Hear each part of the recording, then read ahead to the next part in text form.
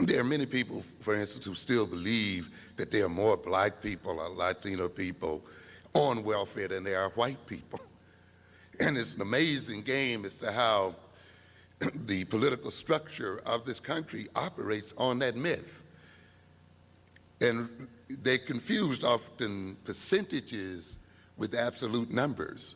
So we would say that maybe 33 or a third of black people are on welfare, and say maybe 15% of whites are on welfare. People confuse those two things.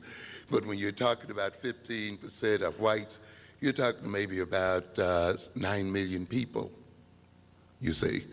As against even 30% black, you're talking about something like 5 million.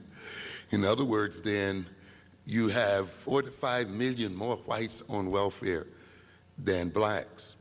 Why is there a higher percentage of blacks on welfare? Because there are a higher percentage of poor black folk on welfare. It's no big mystery.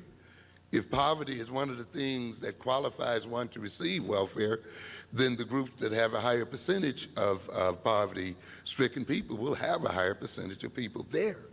It has little to do with the kind of stuff we hear every day about attitudes and people wanting to stay on to have babies and all that other kind of nonsense. As a matter of fact, when you actually look at the average number of children per welfare mother and compare them with the average number of children per mother not on welfare, I think you'd be quite surprised to find out that that average is not very different, you see. But myths are hard to put down.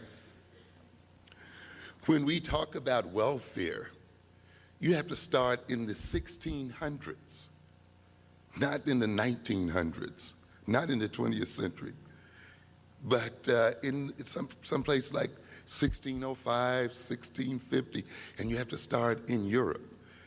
Welfare in its present form essentially was shaped in the 1600s in France and England and Europe. So if you want to study the history of welfare, you don't study the history of black folk on welfare, you study the history of white folk on welfare, and you study the history of welfare in Europe and study it as it was translated to America to get rid of the mythologies. And one of the important things you study, if you study the history of welfare, is to look at its political function.